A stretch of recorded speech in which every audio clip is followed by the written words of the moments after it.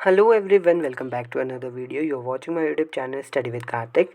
तो आज की वीडियो में हम जो 2022 में हमारा बीएड का एंट्रेंस हुआ था, जिसको मैंने भी क्लियर किया था, क्लियर करके एचपीयू में जो है मेरी गवर्नमेंट सीट पे नंबर पड़ा था, तो वो हम डिस्कस करने वाले हैं। उसके हम आज कमीशन एंड कमेटीज़ को डिस्कस करेंगे एंड विद ऑफिशियल आंसर की। अब आप लोग पूछोगे ऑफिशियल आंसर की तो एचपीयू इशू ही नहीं करता है।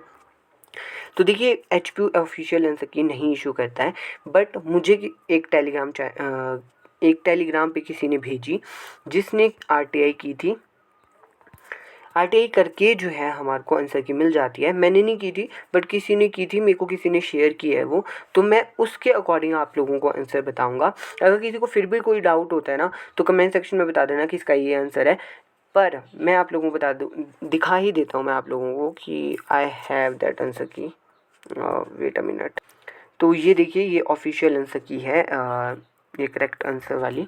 और इसमें अगर आप ध्यान से देखोगे तो कुछ जो है क्रेडिट टू ऑल भी है।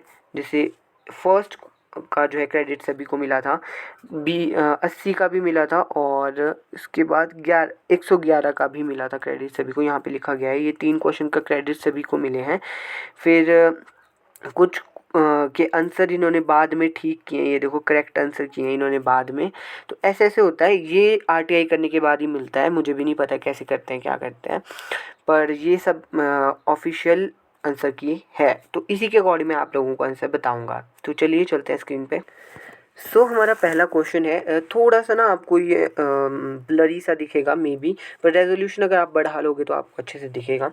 तो पहला है आपका एनईपी 2020 ने स्थानीय व्यापारिक विशेषज्ञों जैसे बढ़ई, माली, कुम्हार के साथ इंटर्न के लिए बिना बैग की अवधारणा पेश किया। इस व्यावसायिक गतिविधि में कौन सा वर्ग समूह भाग लेगा? मतलब आप लोगों को वोकेशनल एजुकेशन की यहाँ पे बात की गई है कि उनके साथ कौन से ग्रुप के बच्चे जो हैं पार्टिसिपेट करेंगे। तो इसका जो करेक्ट आंसर है ऑप्शन नंबर ए हो जाएगा, ग्रेड 6 से 8, छठी से 8वीं तक के बच्चे। उसके बाद आता है हमारा कि what is the full form of ATM. बहुत इजी क्वेश्चन था ये तो। ऑप्शन नंबर बी जो है इसका आंसर हो जाएगा, ऑटोमेटिक टेलर मशीन। इसके बाद आता है हमारा the final approval to the 5 year plan of India is given by. तो फाइनल अप्रूवल किसके द्वारा दिया जाता है, जो 5 ईयर प्लान होते हैं हमारे, उसका? तो option number C, national development council इसका राइट आंसर हो जाएगा। एक बात और बता देता हूँ, ये ना आप लोगों को ऐसा लगेगा कमीशन एंड कमेटी से हमारे वाले पेपर में बहुत कम आए थे। 2022 में बहुत कम क्वेश्चन आए थे, आई गेस 8 से 9 ही क्वेश्चन थे 20 में से। पर और क्वेश्चन भी पूछे गए थे पॉलिटिकल साइंस वगैरह से, तो वो होंगे इसमें। इसके बाद अगला है the total number of ministers including the prime minister not shall not exceed, किससे ज़्यादा नहीं होनी चाहिए।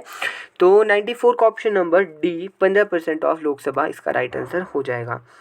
इसके बाद आता है which educational body will prepare national curriculum framework for school education based on the principle of national education policy 2020। तो 95 का ऑप्शन नंबर बी, एनसीईआरटी, बिल्कुल करेक्ट आंसर हो जाएगा। एक बात आप लोगों को बता देता हूँ, जहाँ पे भी स्कूल एजुकेशन की बात की जाएगी, स्कूल एजुकेशन से रिलेटेड जो भी डिसीजंस लेने हैं, फ्रेमवर्क वगैरह वगैरह बनाने हैं, वो सब एनसीईआरटी ही करता है। कहीं पे भी स्कूल एजुकेशन की बात की जाएगी तो एनसीईआरटी आप लोगों ने टिक लगाना है। उसके बाद अगला क्वेश्चन है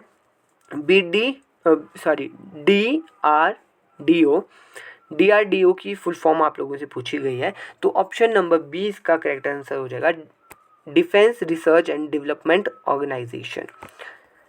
फिर इसके बाद आता है who was the president of national development council. तो नेशनल डेवलपमेंट काउंसिल के जो प्रेसिडेंट कौन होते हैं?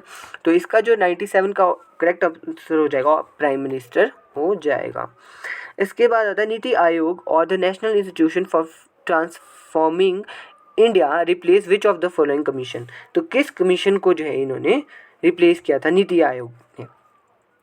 तो नीति आयोग से पहले कौन सा कमीशन हुआ करता था, वो आप लोगों से पूछा गया। Option number D, planning commission, इसका राइट आंसर हो जाएगा, क्योंकि जब प्लानिंग कमीशन था तो 5 ईयर्स प्लान बनते थे, तो प्लानिंग कमीशन को रिप्लेस करके नीति आयोग बनाया गया था। तो जो नीति आयोग से रिलेटेड अगर आप लोगों से क्वेश्चन पूछा जाए कि नीति आयोग कब बना था, तो 1 जनवरी 2015 आप लोगों ने याद रखना है, इसको नोट डाउन कर लीजिएगा, पूछा जा सकता है। इसके बाद है national commission for schedule caste was establish under dash of the Indian constitution. कौन से आर्टिकल में जो है शेड्यूल कास्ट का जो नेशनल कमीशन है वो एस्टेब्लिश किया गया है। तो 99 का option number A correct answer हो जाएगा, आर्टिकल 338। इसके बाद अगला क्वेश्चन है which of the following is the constitution body. कौन सी एक कॉन्स्टिट्यूशन बॉडी है। कॉन्स्टिट्यूशन बॉडी कौन सी होती है, जो हमारे संविधान के द्वारा बनाई गई है, कि जो भी रूल्स रेगुलेशन उसके द्वारा बनाई गई है। तो 100 का ऑप्शन नंबर डी हो जाएगा, national commission for schedule caste. देखो पीछे उससे रिलेटेड आर्टिकल पूछा था, आगे उससे रिलेटेड ये पूछ लिया था, तो काफ़ी ऐसी बात कर देते हैं कई बार। The supreme court of India is present contain the following number of जजेस। कितने जजेस हैं, तो इसका correct answer option number A हो जाएगा, 31 जजेस। इसके बाद पूछा गया था what is the official term of president. तो प्रेसिडेंट कितने साल के लिए नियुक्त किए जाते हैं, हमारे राष्ट्रपति का जो कार्यकाल कितना रहता है। तो 102 का correct answer option number A हो जाएगा। एक चीज़ बताता हूँ कि इसमें हमारे से ना बहुत कम क्वेश्चन कमीशन कमेटी से पूछे थे, तो इसीलिए हमारे साथ तो आप लोगों को बेसिक जो हमारा पॉलिटिकल साइंस वगैरह है वो भी आना चाहिए, क्योंकि इसमें आप देखोगे कि तो पॉलिटिकल साइंस से ही रिलेटेड काफ़ी सारे क्वेश्चन थे, काफ़ी सारे क्या मैक्सिमम जो है पॉलिटिकल साइंस से रिलेटेड थे। इसीलिए मैं पिछली साल भी कहा था, और पिछली साल भी कुछ क्वेश्चंस जो है पॉलिटिकल साइंस के आए थे, इसलिए पॉलिटिकल साइंस भी अपना थोड़ा सा पढ़ते रहिएगा। तो 103 में पूछा गया है mister T.S.. Thakur is the dash chief justice of India. कौन से चीफ जस्टिस हैं ये, तो ऑप्शन नंबर सी 43 इसका जो है करेक्ट आंसर हो जाएगा। फिर आता है who appointed the chairman and member of state public service commission. तो किसने किया था, करते हैं सॉरी 104 का ऑप्शन नंबर बी जो है द गवर्नर ऑफ स्टेट हो जाएगा करेक्ट आंसर। तो आप देख सकते हो कि कमीशनिंग कमेटी के क्वेश्चन नहीं आए। मैं खुद कमीशनिंग कमेटी के इतने सारा पढ़ के गया था, बट चलो अब देख इसमें कुछ कह नहीं सकते हैं कि क्या डालेंगे, क्योंकि कोई पर्टिकुलर वो तो ये बताते नहीं हैं। तो 105 का जो करेक्ट आंसर हो जाएगा वीटो पावर किससे रिलेटेड है। तो 105 का ऑप्शन नंबर सी मना करें से रिलेटेड है, मतलब का अर्थ है। PSLV की फुल फॉर्म आप लोगों से पूछी गई है। तो 106 का option number C polar satellite launch vehicle right answer हो जाएगा। इसके बाद अगला क्वेश्चन है who can remove the president and member of state public service commission from the post. कौन कर सकते हैं, तो ऑप्शन नंबर सी प्रेसिडेंट इसका करेक्ट आंसर हो जाएगा। इसके बाद है article 330 to 342 of Indian constitution belong to. किससे बिलोंग करते हैं, इसका option number D reservation and representation of schedule caste schedule tribe in Lok Sabha, इसका करेक्ट आंसर हो जाएगा। अगला क्वेश्चन है the main aim of 11th year plan was. तो क्या मेन एम था, option number C inclusive growth of all sector right answer हो जाएगा। इसके बाद है ये एक क्वेश्चन है जो हमारा अपनी उससे पूछा गया था। 360 degree multi dimension report card will reflect in great detail the progress as well as the uniqueness of each student. It will cover all the domain of learning. Find the odd option from the given below. तो इसका जो correct answer हो जाएगा option number सी हो जाएगा। जब आप BEd में आ जाओगे तो आप लोगों को पता चलता है कि हमारे डेवलपमेंट के 3 जो है डोमेन होते हैं। पहला होता है affective domain, cognitive domain, psychomotor domain.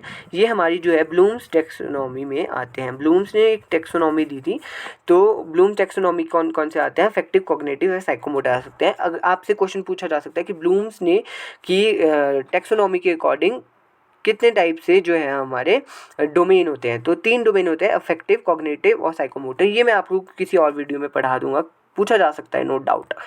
सो ये थे आज के क्वेश्चन, इससे आगे हम करेंगे अगली वीडियो में। So thank you so much.